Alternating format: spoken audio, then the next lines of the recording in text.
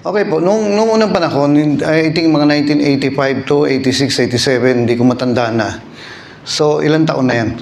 Kung 2025 ngayon, sabihin mo 1985, 86, 87, mga 40 years. Around, no? Okay, dahil hindi naman eksakto ngayon, kung 1985, 39 years. Ngayon, kung 1986, 87, edi ilan? Less than ano. Ngayon, ang nangyari po noon, ang simbahan po namin noon ay sa bahay ginagawa, bahay namin. Salas lang, medyo malaki. Ang oras lang siya na church, no? Pero ang napansin ko noon, sa dinami-dami po ng mga simbahan na kinabibilangan po namin sa organization, yung sa amin ang isa sa pinaka-giver, no? Kaya ang problema lang, oras lang ang service. May pastor na nagpupunta. Ngayon, kapag ka ganun ang sistema mo, na meron kang salas lang, oras lang, pagka ganun ang sistema mo, pero kompleto kami sa gamit. No, tapos, pagka ganun, anong papangarapin mo? Ano yung gugustuhin mo? Ano yung desire mo kapag ganun ang... ngayon, meron ding overnight, yun ay once a month, Friday. No, hanggang alas 5 na madaling araw yun. 9 o'clock ng gabi hanggang alas 5 na madaling araw, talagang overnight nga. Yung sa ating kasi hindi na overnight eh. Ano yun? Nightly na lang. No, hindi na lumalagpas ng alas 12. Ngayon, kapag ganun ang sistema mo, anong gugustuhin mo? Sabihin natin, andyan lang tayo, nagpupunta tayo sa Luneta. Every Sunday, doon tayo nagsiservice. Anong gugustuhin mo? Gusto mo magkaroon ng sarili mong simbahan. So, yun ang prayer namin. Kasi,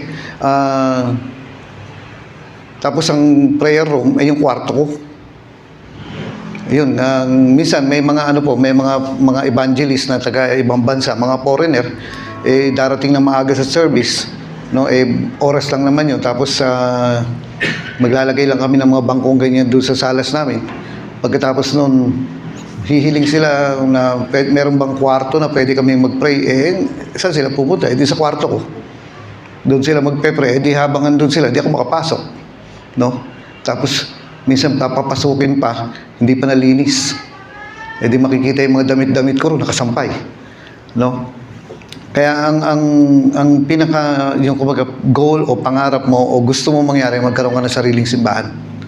So yun ang prayer namin, na magkaroon ng sariling church. Actually, hindi pa ako born again, ganun na ang sistema, ganun na ang gusto nilang mangyari, na magkaroon ng sariling simbahan. Hanggang sa na-born again ako. Ngayon, kabo-born again ko noong time na yon, biglang nadala ako, natangay ako na kailangan magkaroon tayo ng simbahan, kailangan magkaroon. Hanggang sa nagpe-pray po ako noon, na yung nagtatangs na ako noon, yung mahabang tangs, mahabang prayer. Alam niyo mga kapatid, na advice ko po kayo kapag na medyo nalilito na kayo, naliligaw na, yung parang kayo susunod na, parang umiikot-ikot na lang ang pagkakristyano ko eh. Time na para mag-fasting. Time na para mag-pray. Ngayon, kung di mo gagawin yon, iikot-ikot ka lang talaga. No? Sa every major decision ng buhay, kailangan mong magtanong sa Panginoon at kailangan mong gawin yan sa fasting. Ngayon, nagpe-pray ako. So, talagang nasa isip namin lahat na gusto namin magkaroon ng sariling simbahan. Hanggang sa nagpe-pray ako, no? Bumagsak yung mata ko dito sa verse na to at biglang lumaki yung letter. Nakuha dyan? Ang laki-laki ng letter. No, tapos ang isa pang problema namin, saan kami kukuha ng pera? Saan kami kukuha ng ganito? Gusto namin magkaroon ng simbahan, pero saan ka kukuha ng panggastos? Saan ka kukuha ng ang daming... Oo nga, may gusto kong mangyari, kaso ang daming problema doon sa nakikita mong solusyon. Alam niyo yun? Na always may problema sa every solution na makikita mo. Na magtingin tayo rito, magpatayo tayo rito, magganito, magganyan. Lahat na lang may problema eh. Kaya paano na ito? Ngayon, ang tinatanong namin kay Lord na, Lord, gusto namin magkaroon ng sariling simbahan, ng templo. Paano ba to? Ayan. Biglang bumagsak yung mata ko rito. Tapos biglang lumaki yung letter. Ito nga sinasabi niya gano'n. dito sa verse 6, no? Chapter 4 ng Sikaraya. Verse 6. Ngayon, hindi ko alam na ang talata pa lang ito, itong mga itong paragraph na ito, itong passage na ito ng Biblia ay sikat na sikat. Hindi ko alam. Ngayon, sabi niya gano'n, for he said to me, this is the word of the Lord to Zerubbabel, not by might nor by power, but by my spirit, says the Lord. Ayan, no? Ngayon, nung tinuloy-tuloy ko, kasi parang na-caught up na parang nagningning yung, lumaki yung mga verses. Nakuha niyo mga kapatid? Ngayon, punta nga tayo dito sa Tagalog at isa-isayin natin ito. Sabi niya, sinabi sa akin ng anghel na pinapasabi ni Yahweh, ang tagumpay ay hindi makakamit sa pamamagitan ng lakas o kapangyarihan, kundi sa aking tulong lamang. Tinagalog lang niya. Maging ang pinakamalaking hadlang, hindi ba daming hadlang na sinasabi ko sa inyo? Ang daming problema sa bawat solusyon. Ngayon, ang pinaka-problema talaga ay yung lugar at yung pera. No? Ngayon, ang sabi niya rito, maging ang pinakamalaking hadlang ay makikita niyong maaalis. Ayan na. Tapos sabi niya, muling itatayo ang templo at habang inilalagay mo ang kahuli-hulihang bato, magpupunyagi ang mga tao sa kanila at kanilang sasabihin, napakaganda. Hala, sabi ko, bakit templo na binabanggit dito? Hindi ba yun ang pinagpe-pray? Hindi ba yun ang hinahangad? Hindi ba yun ang dinidesire? Hindi ba yun ang pinaplano? Hindi ba yun yung gusto? Tapos biglang, ang dami kasing hadlang eh. Ang daming ek-ek. Alam nyo ba, ang isa po na gusto naming maging templo noon, yung maging simbahan noon, ay yung bahay namin. Yung kumbaga, yung may part talaga doon sa bahay namin na gagawing simbahan. At magkakaroon na lang siguro ng second floor, na doon na lang kami titira, tapos ang simbahan doon sa first floor, kasi may negosyo kami noon. Alam nyo nangyari, binibili namin yung lupa na kinakatayuan ng bahay namin, sinulot nung nasa likod namin. Inuna niyang binayaran. Ang ginawa namin, tama ba yun? Ikaw may karapatang bumili doon. Bakit? Kasi ikaw nakatayo eh. Alam niyo po, ang ginawa po nila, binili nila. Nung nalaman ng tatay nanay ko, binibili namin to, karapatan namin to, bakit mo inagaw? Nagdemanda ngayon ang tatay nanay ko. Alam niyo ang ginawa nila? Habang nandun po yung tindahan namin sa harapan, may dumaan pong kotse, naglabas ng Armalite. At brrrr, ginanon yung harapan ng bahay namin. Masok yung mga bala sa loob na doon sa mga dingding, yung nagbabantay ng tindahan namin. Buti na kayo kung ganyan. Kasi natadtad ng bala yung harapan ng bahay namin, pati yung loob ng bahay namin. Buti na lang wala namatay. O buti walang tinamaan. Ngayon, ang ginawa ng nanay ko, bakit kami gagantuhin? Ibig sabihin, tinatakot ka, umalis ka na. No? Ngayon, common sense na lang, alam mo kung sino na yung nag-Armalite sa'yo. No? Ngayon, pumunta ang nanay ko doon sa likod at parang nagdaan lang siya, nagmamasid, ganyan. Yung mga sumulot doon sa bahay namin, doon sa lupa. Alam niyo po, hindi makatingin eh. Gumaganon lang. No, umiiwas, kaya alam namin. Ngayon, ito yung hadlang. Nabili na nila. At ayaw nilang ipagbili ulit sa amin. So, ito yung hadlang. Ngayon, anong gagawin mo? Nagpe-pray ka ngayon. At ito na ang sinasabi niya, no, maging ang pinakamalaking hadlang ay makikita niyong maaalis. Muli ninyong itatayo ang templo at habang inilalagay, bakit? Kasi aalis na kami doon. Pinapaalis na kami. Kasi nabili na nga nila. No? Kailangan mo na lumisan. Kailangan mo umalis. Kailangan mo lumayo. Bakit kasi? Pagagawa daw nila, may gagawin na sila. Tinataboy ka na. Ngayon, nasa kanila lahat ng karapatan kasi sila ang bumili. Kaya, kumbaga, sana ngayon ang simbahan? Anong gagawin natin ngayon? Sana tayo magsisimba? Sana tayo mag-church? Sana tayo mag-a-attend? Sana tayo mag-meet? Wala kaming pagkikitaan, wala kaming meeting place. Paano na to? Sabi nga niyo rito, maging ang pinakamalaking hadlang ay makikita ninyong maalis. Muli mo niyong itatayo ang templo at habang inilalagay mo ang kahuli-hulihang bato, magpupunyagi ang mga tao at kanilang sasabihin, napakaganda. Ayan. So, paano na? No? Paano na? Alam niyo mga kapatid, itong time na ito, no, na ang sinasabi niya, matatayo ang templo. No? Very clear naman na ito yung prophecy na matatayo ang templo. Pero, kailan? Ang tinutukoy po namin, Central Church. No? Tingnan nyo, fast forward. Fast forward tayo. 1985, sabihin mo na, ngayon 2025 na. Meron na ba Central Church? Wala pa eh. So, anong ibig sabihin nito? Ngayon, di lumipat kami ng bahay doon sa, napunta kami rito sa Pasig kasi nasa Mandaluyong kami. Iniwanan namin yung bahay namin, iniwanan namin yung dati namin church. Alam niyo mga kapatid, nakita namin, pagkaraan po ng mga ilang buwan, yung bahay namin, ginawa nilang beer house. Ano? Ginawang beer house, yung banal na lugar na yun, na parang, sige, sa inyo na yan, bahala kayong gawin, basta wala na ang Panginoon riyan. Alam niyo, dahilan nga lang sa ando ng Diyos kaya tayo iniingatan. Ngayon, nagsimula pong na paano to? Ano gagawin natin? Yun yung time na nagkaroon na ng church sa Recto.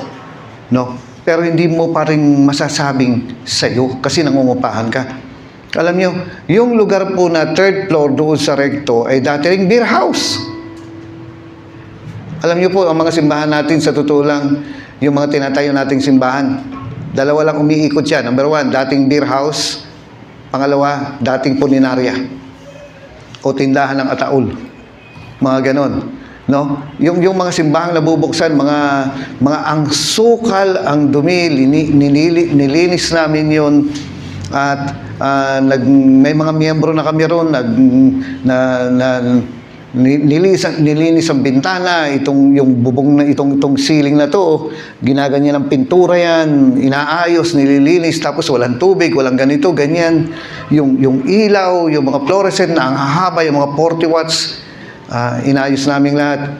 Alam niyo, nung opening na kinabukasan, nagtulong-tulong yung mga, sila Auntie Baby, yung mga lahi ng mga mananahi yan eh.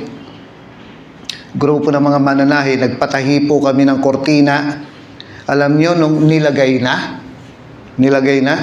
lahat kami nakatameme.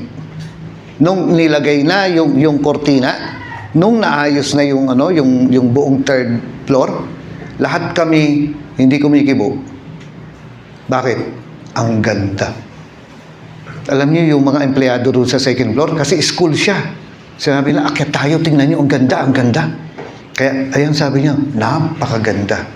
Alam niyo, habang inaayos, tinatahi yung mga kapatid ni Auntie Baby, nilililip nila, inaayos yung kortina, na golden orange, golden yellow na yung kortina na pag sumikat ang araw doon, tumagos ang araw, ay ang ganda. Na nung nailagay na, gabi yun gabi. Alam niyo, nung nailagay na, umakit ang nanay ko para tingnan. Kasama yung tatay ko. Alam niyo, tahimik kaming lahat kasi ang ganda. At habang nakatayo pa yung mga kapatid ni Auntie Baby na inaayos yung kortina, dinidikit doon sa dingding, nanay ko biglang nagtaas ng kamay, walang pasintabi, biglang nagpray. Dahil sa sobrang ganda talaga na, ano ba nangyari doon sa mga mata namin na parang, ito ba yung bulok? Ito ba yung masukal? Ito ba yung dating beer house? Ito ba yung walang may gusto na lugar kasi ang pangit niya eh. Pero nung ginawa ng simbahan, alam niyo po, nanay ko nagtaas ang kamay, biglang nagpray, lahat kami napatahimik. Na sabi ng nanay ko, Panginoon, dinededicate namin itong gano'n. Yung biglang, alam niyo yun, bigla na lang nung nakita, wow, tapos pray na kagad, wala na, tara mag-pray tayo. Walang gano'n. At sinasabi pa nga nung school sa babae, mga empleyado ron, akyat ka, tingnan mo. Naggaganonan silang lahat. Kasi, ang ganda. Kaya, ngayon, ito ba yun? Ang sabi niya gano'n. At magbubunyi ang lahat ng mga tao at kanilang sasabihin, napakaganda. Ito ba yun? Pero, hindi sa iyo yun. No? Hindi sa iyo yun. Nangungupahan ka lang doon. Actually, ilang taon nga lang kami ron. Nga kami umabot ng 10 taon doon eh. No? Pero doon nagsimula po yun yung first church ng Rema. No? Kasi yung dati, hindi Rema yan eh. Hindi katulad nito. Ito yung first church ng Rema. At doon, pero doon sa pinanggalingan po namin simbahan, doon nang galing sila, doon na born again sila Almira Menge. No? Tapos, sila Maribel, doon na lahat eh. Pero nung lumipat kami sa Rema, nakaredy na yung mga sundalo. No, nakaredy na yung mga hahayok, kikilos, marami kaming estudyante. Kaya nga, yung pagdami po ng Rema, yung first church ng Rema ay nakuha sa invitasyon. No, hindi ka naghintay kung hindi nag-invite ka. Tapos, meron pang prophecy nung nagpe-pray kami dun sa Boni pa, no, dun sa maliit na garahe. Ang sabi niya, ibibigay ko sa inyo ang lugar na yun. Iniisip ko, paano kaya yung pera? Kasi ang laki. Tapos ang sabi pa, no, nagagalit sa akin lahat ng tao, lahat, as in lahat, pati nanay, tatay ko. Sasabihin niya ganun, pipilitin mo kaming kunin yan. Hindi mo ba alam kung gaano kamahal yan? No? Ay, ano gagawin mo? Kasi pag alam mo na ang kalooban ng Diyos, pinaglalaban yan. No? Dinidiscover ang kalooban ng Diyos, once na-discover mo na, kapag nalaman mo na, pinaglalaban yan. Ay, tiniis ko lahat yung mga sumbat nila, pati yung pastor. Galit sa akin. Puro gastos ang iniisip mo, ganito, ganyan, ganon, ganon. Alam nyo, nag-opening yung lugar. Nag-opening siya. No? Puro mga imbitasyon na hindi pala nagsisimula, andun na yung mga himala. Alam niyo, yung unang in-invite namin para ang isa sa mga in-invite namin na mag-opening yung dating pastor namin. Alam niyo, sabi niya gano'n, hindi niya napansin dahil sa ganda. Sabi niya, ginano niya yung pulpito. Naiinggit ako. Biruin mo, sabihan ka ng dati mong pastor na, kumbaga, wow, mission accomplished. Kasi nasabi niya parang yung expectation niya, hinigitan mo pa. Nakuha niyo mga kapatid. Pagkatapos ng yung senior pastor naman namin, kasi yung kapatid lang yung pastor namin na inimbitahan ng opening, kapatid lang yun eh. Pero may senior pa. Nung inimbitahan namin yung senior pastor, sabi niya gano'n, itong mga kabataan na to, ang gusto nila, yung maganda, yung malaki. Inisip kong gano'n, o nga naman, maganda, malaki. No? Parang maging yung senior pastor namin ay hindi makapaniwala. Nakuha niyo to? Eh, di ba ganyan lang kayo? Kayo nga pinakakaunti sa lahat ng simbahan eh. Isipin niyo mga kapatid lagpas 450 yung mga nagkakamp noon. 450 churches doon sa organization namin. Luzon lang yun. Meron pang Visayas, Mindanao. Alam niyo, kami yung pinakakaunti na nagsisimba. Pero nung nakita niya, sabi niya gano'n hindi siya makapaniwala na itong opening, itong bagong church na Rema na, hindi na yung pangalan namin dati. Sabi niya gano'n yung ine-expect niya, humigit pa. No? Pero ito ba, ay sa'yo na? Hindi pa. Hindi pa. Ngayon, pero tingnan nyo, andun yung yung natatandaan nyo ba yung punta nga tayo dito sa Habakuk. No? Habakuk. Yun ang ibig sabihin nun. Habakuk. Ayan. Chapter 2, verse, simulan natin sa verse 2. Habakuk. Chapter 2, verse 2. Kapag binigyan ka ng pangitain ng Diyos, merong allotted time. No? Tulad nito, ikaw ba, May, pag nag-enroll ka, hindi ba merong 1:30 to 2:30, no? 2:30 to 3:30. Actually, hindi naman magsisimula ng 1:30 yan eh. Bakit 15 minutes late yung teacher, 15 minutes early, aalis din yung teacher? No, mga ganyan eh. Pero may allotment na itong English 101, ganitong time, ganun. Ngayon, ang vision, kapag binigyan ka ng vision o revelation o promise, no? Ito rin ay may time na allotment. Merong allotted time. Sabi niya, lahat ng bagay ay may panapanahon. No? In everything, there is a time. Time ng pagtatanim, time ng paghahani. Ngayon, kapag ang Diyos ay nagbigay ng revelation, nagbigay siya ng vision, nagbigay siya ng promise, nagbigay siya ng plano, merong allotted time para dyan. Ngayon, ang sinasabi niya ito ang tugon ni Yahweh, isulat mo ang pangitain o yung revelation o yung promise. Bakit?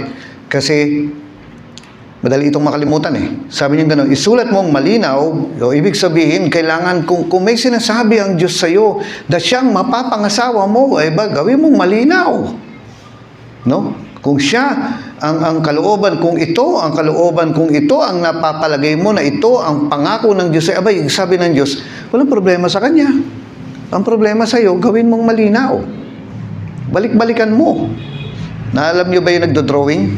Halimbawa, nakatayo si Mary, nakaganon. No? O kaya nakaganyan. Ay, habang dinodrawing mo yan, balik ka lang balik yung mata mo eh. Bakit? Tinitingnan mo kung tama ba? Kino-compare mo. Ngayon, kapag dumating yung ganitong time, sabi niya gano'n, ay gusto ng Diyos maging malinaw. So, balik-balikan mo yung pangako ng Diyos sa'yo. Kasi hindi naman sasabihin ng Diyos sa'yo, yan ang pangako ko. Tapos bukas nagtanong, ay, hindi yan ang pangako ko. Ay, magulo ka. Hindi ang Diyos. No? May mali dun. Kaya, sabi niya, gusto niya malinaw ang pangitain o ang revelation sa'yo. Hindi sa kanya, walang problema sa kanya, kundi sa iyo. Ikaw dapat ang magkaroon ng kalinawan, ikaw dapat na magkaroon ng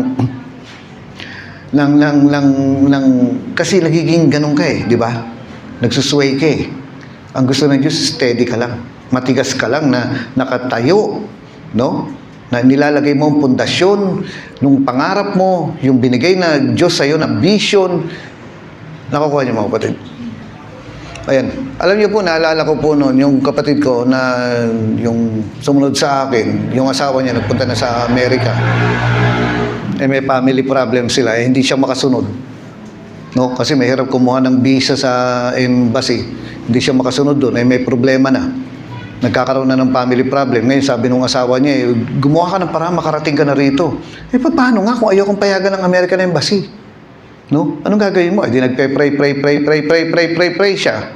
Maya-maya biglang, alam niyo ba yung 700 Club? Nagkataong nabuksan niya yung TV at biglang sabi ni, I think si Connie Reyes yun, sabi niya ganon, yung hinihiling mo na makasama mo ang asawa mo, pagbibigyan ka ng Diyos. Ano nangyari? Nakapasa. No? So, andun yung confirmation. No, andun yung revelation. Nandun yung sinasabi ng Diyos na papayagan kita. No, hindi naman kailangan kumbaga parang kapag ka nakalusot ka, doon mo lang sabihin, ay pinayagan ako ng Diyos. No, ang Diyos bago ka dumaan riyan, sasabihin niya, magtatagumpay ka. No, yun nga ang mahirap eh. Pag dumadaan ka rin, wala kang pinangahawakan, ay magsusway ka. Ano tawag doon? Mababakla ka. No, malembut. Hindi, ang Diyos, hindi, ang style niya eh. Sabi niya, pupunta kayo ron. Pero sa palagay niya, nakarating na kayo doon. Amen? Anong tawag doon? Yun ang faith. Kaya sabi niya ganon, ito ang tugon ni Yahweh, isulat mo ang pangitain, isulat mong malinaw sa tapyas ng bato upang madaling mabasa at ibalita sa lahat sapagkat hindi pa dumarating ang takdang panahon. So, wait lang. Bakit? Wala pa yung takdang panahon eh. Wala pa yung allotted time para dyan. Pero ang sabi niya ganon, sapagkat hindi pa dumarating ang takdang panahon upang maganap ang pangitain, mabilis na dumarating ang wakas. Hindi ito maliliban. So sabi niya, hindi pa time. Alam niyo, nung umalis ako sa bahay, nag-drive ako rito, ayan traffic. No? Alam niyo, nakikita ko yung oras eh, doon sa sakyan. Sabi ko gano'n na 6:30 pa lang, 6:45. Pero alam nyo, wala pa ako. May mga tao po na wala pa, nagdadabog na. Hindi ata bibigay ng Diyos. Nagwawala hindi ata ako mahal ng Diyos, hindi na naman dinilig ng Diyos yung prayer ko. Teka muna, wala ka pa. Ano nangyari? Pagdating po ng mga 6:45, dito na ako.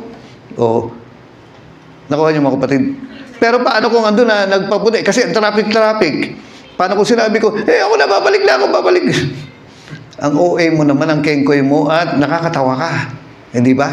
So, ano mangyari kung nandun ako sa kalagitnaan ng EDSA, sabi ko, akala ko ba gusto ng Diyos makarating ako sa EDSA, sa church? Bakit ang traffic? Bakit ang daming hadlang?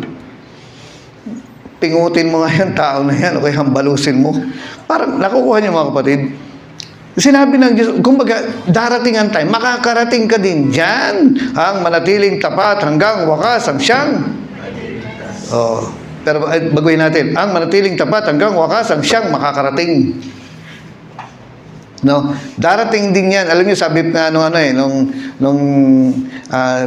sabi ko kay Jomar, kantay niya 'to yung sa tamang panahon, kalooban ng Diyos ay magaganap. No? Mabuti na lang nung traffic sa EDSA, nung traffic sa Qmart, nung traffic rin sa Quezon Avenue, ayoko na, uwi na ako. Siguro wala ako dito. No? Bakit kasi? Wala kang tiyaga eh. Wala kang tiyaga eh.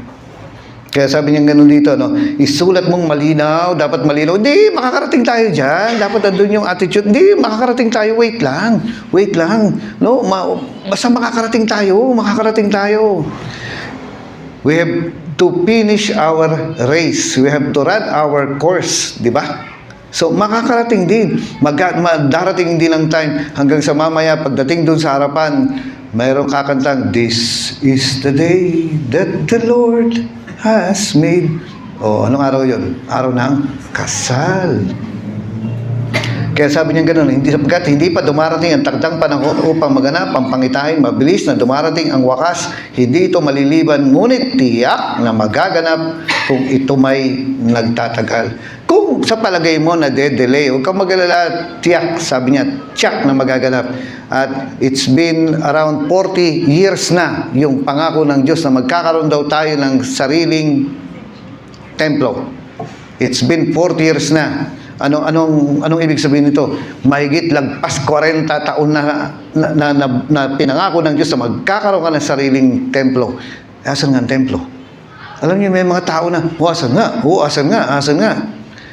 Alam niyo, tayo po ay, may nakalagay dito sa Bible na si Abraham ay naghahanap ng isang syudad.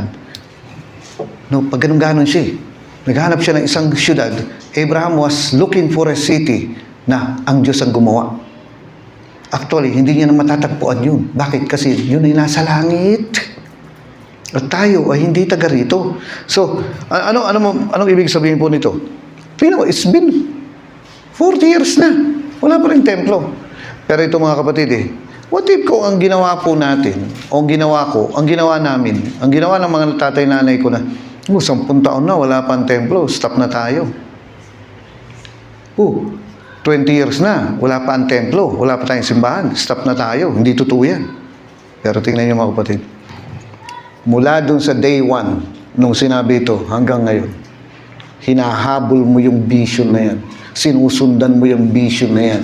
Hinahabol mo yung pangarap mo. O tingnan nyo, mula nun hanggang ngayon, ano na ang nangyari? Malaki na ang na-accomplish ng Diyos.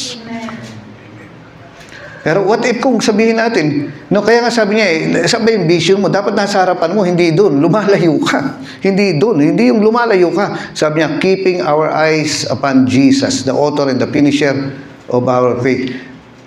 Kay Jesus, merong kaganapan yung pangarap mo No? Sige, sabihin natin ganun. Asan nga ang templo? Hinahabol pa rin natin. Sumusunod pa rin tayo. At habang sa pagsunod natin, habang sa paghabol natin, tingnan nyo, ang laki na ng nagawa ng Diyos sa atin. No? From isang simbahan ngayon, padami na ng padami ang mga simbahan. Pero what if kung sinabi mo, asan nga? Wrong attitude yung ganun, di po ba? No? Kasi ang nakalagay po rito, sabi niya, Abraham staggered not at the promises of God. No? Hindi siya na parang, yoko na, pagod na ako, yung parang gaganong-ganon na, alam niyo, nalulubak. No? Paano ba malubak? Di ba gumaganon-ganon? Na hindi siya na ganon, kundi sabi niya ganon naniwala siya na kung ano man ang pinangako ng Diyos ay magaganap. At ito ay binigay sa kanya, itinrato ng Diyos sa kanya, imputed sa kanya bilang righteousness. No? Ngayon, kung kaya nga ito, hindi naman mali na dapat tayo mayroong vision na ibinibigay ng Diyos na subukan mo kayong magtanong kay Lord. Na Lord, anong plano mo sa buhay ko? No? Ano yung gusto mong mangyari sa buhay ko? Hindi yung gusto kong mangyari, kundi yung, ikaw ang naglikha sa akin Ano yung gusto mong gawin ko? Anong pangarap mo sa akin? Ano yung plano mo sa akin? Ano yung vision mo sa akin? Ano yung desire mo sa akin? Ano yung destination ko? Ano yung mission ko sa buhay? Tanungin mo, magtataka, sasabihin ng Diyos sa iyo. Pagkatapos, ipursyo mo yan. O sige, wala pa. Mahigit 40, mag-half century na. 10 years na lang. Pero, tingnan mo, ang laki na ng nagawa ng Diyos. Amin po ba? Ayan. Ngayon, nakausap ko po yung isang, kasama natin sa Canada. Tumawag na isang araw. Ngayon, palipat-lipat sila ng simbahan eh. Wala din sila kapayapaan dun sa Canada. Sabi kong gano'n, buti lang kasi kayo magtayo ng rema dyan. Sabi niya gano'n, nagpaplano na kami. Tapos, ano mangyayari kapag may rema na dun? Di-invite nila ako speaker. No? Baka may kailangan silang gitarista dyan. No? Pag nag-anniversary, punta tayong lahat. Hindi ba? Nasabi kong gano'n ba't kasi ngayon mo lang naisip yan? Sabi kong gano'n sa kanya na taga-rema ka. Kasi alam niyo, nung unang panahon, yung mga taga-rema, hindi nila alam ang church planting. Wala silang alam. Wala nga alam sa partnership yan eh. Yung mga yan. Kaya hindi nila naintindihan yung pagka-umalis ka sa simbahan. Yung simbahan mo, tulungan mo pa rin. Dahil ang connection mo nandun pa rin. Nakuha niyo mga kapatid. Ngayon, finally, mag-start sila ng simbahan ng rema doon. Amen? So, itutuloy natin ito sa mga darating na Sunday, na Wednesday. Tapos ang sabi pa niya rito, ituloy ko ha. Sabi niya gano'n, ito ang tugon ni Yahweh, isulat mo ang pangitain, isulat mo ng malinaw sa tapis ng bato upang madaling mabasa at ibalita sa lahat sapagkat hindi pa dumarating ang takdang panahon upang maganap ang pangitain. Mabilis na dumarating ang wakas, hindi ito maliliban, ngunit tiyak na magaganap kung ito may nagtatagal.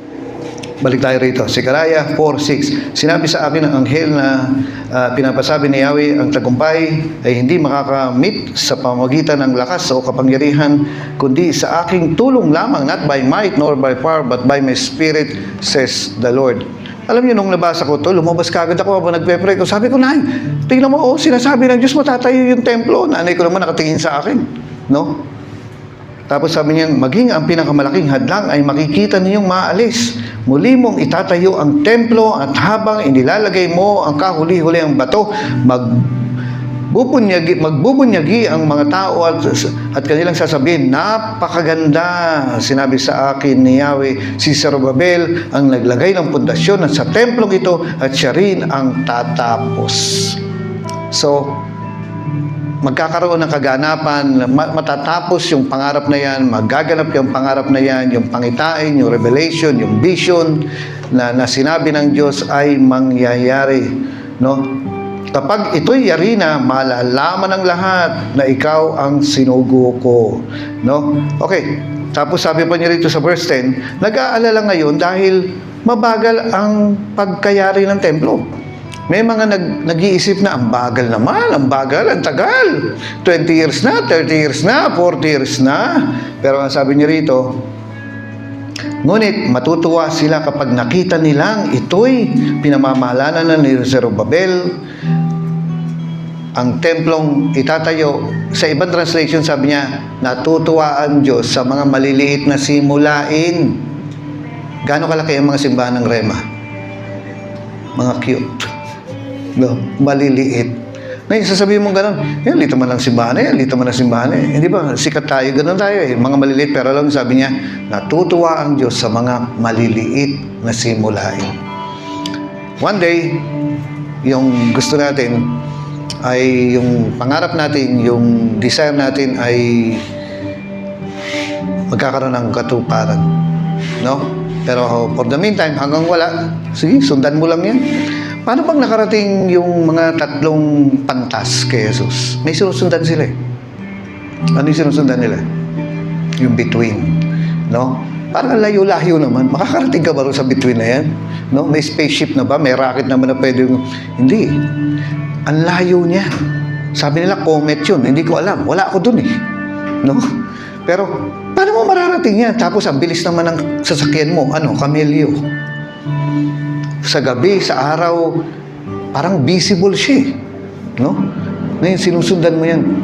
Hanggang sa nakarating sila kay Jesus.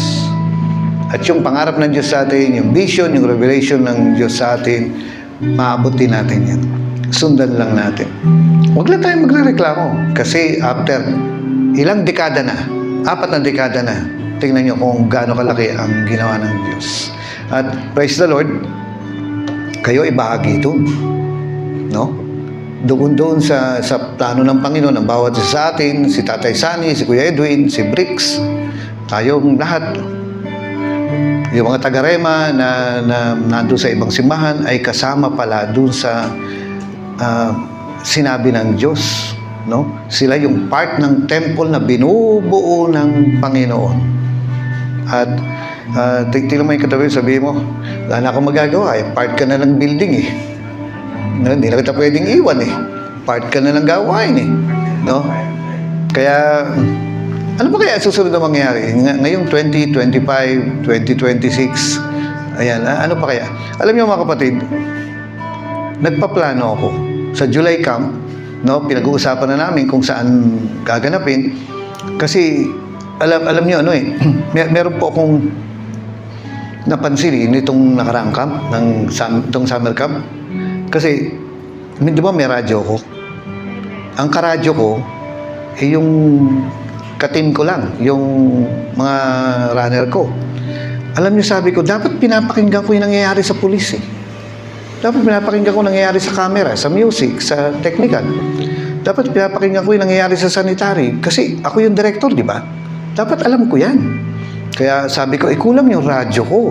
Dapat meron akong radyo sa police at saka sa security para nalalaman ko. May radyo ko sa music at saka sa technical, may radyo ko sa cleanliness, sa ganito, ganon. Para na monitor ko. Hindi yung, kumusta yung aso? Ito po, nakakagat. No? Ngayon, anong gagawin mo? Iniisip ko na dapat mas mapaganda pa, mapahusay pa, mapabuti pa. Kaya ngayon, alam niyo, naghahanap ako ng mga radyo. Na may isa akong radyo, kailangan ko pa ng 4. Kasi isang radyo, 2 channel niyan eh. No? Dual band nga eh. Narinig ko security at saka yung police, naririnig ko yung technical at saka yung sound system, tapos naririnig ko yung sa documentation saka ganito na monitor ko lahat. Kaya nagsisimula na akong maghanap ng ganito, ganyan. Hindi ba kayo pagka-camping, naghahanap kayo ng isusuot na damit? Hindi ba? Ano ginagawa nyo? Nagpaplano kayo. No? Yung iba nga, kinabukasan na yung camping, ngayon palang bibili. Sabi ko, mararush yan. Dapat mas maaga tayo. Amen po ba? Alam niyo po ba si Tatay Sani? Hindi ba bago dumating ang camp, pinag-uusapan na natin yan? No? Pinaplano na pati music, pati ganito, ganyan. Ayan, kaya, so mag-prepare tayo, paghandaan natin ang future dahil ang future natin ay maganda. Sabi ng Biblia, napakaganda. No? Amen po ba? Ay, sige. So, praise the Lord. Yung nga po tayong lahat sa aking buhay, no? Sa aking buhay, itataas kita sa lahat ng sandali. Papupurihan ka, kailan may di ka nagkulang. Biyaya mo'y sapat, Panginoon, minamahal kita. One more time. Sa aking buhay, itataas kita sa lahat ng sandali. Papupurihan ka, kailan may di ka nagkulang. Biyaya mo'y sapat, Panginoon, minamahal kita. Sa aking buhay, sa aking buhay, itataas kita sa lahat ng sandali. Papupurihan ka, kailan may di ka nagkulang. Biyaya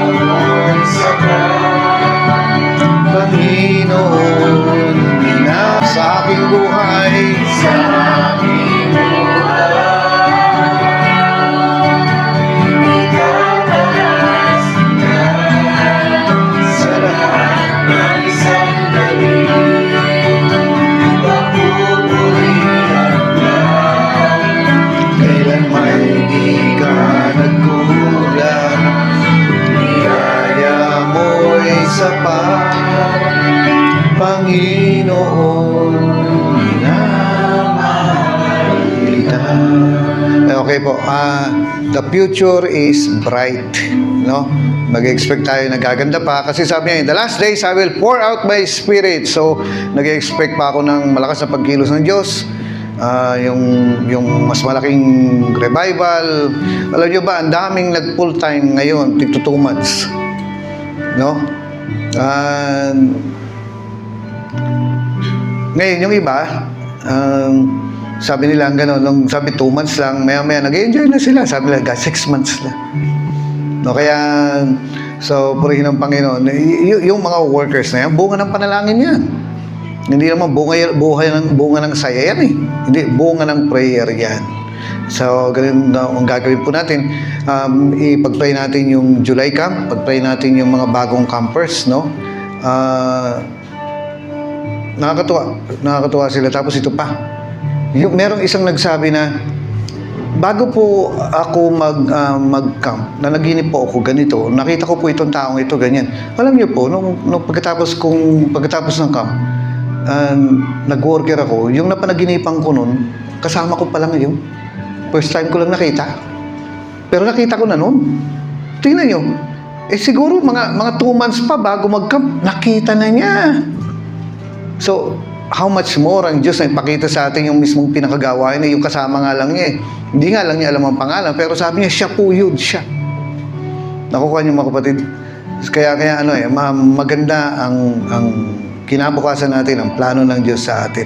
So pag-pray natin yung July camp natin, last week ng July yun, I think 28, no? Yung last day.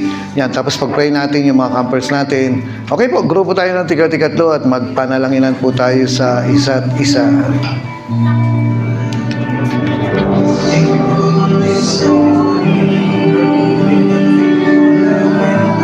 Sa aking buhay, sa aking buhay,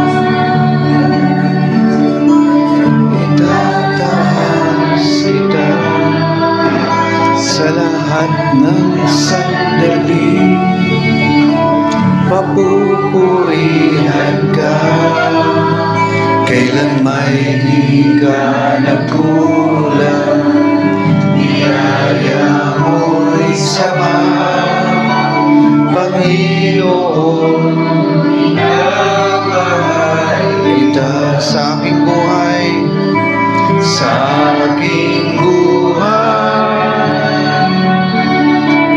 Itataas kita sa lahat ng sandali, papupurihan ka, kailan may di ka nagkulang, niyaya mo'y sapat, Panginoon, minamahal kita. Panginoon, minamahal kita. Amen. Amen.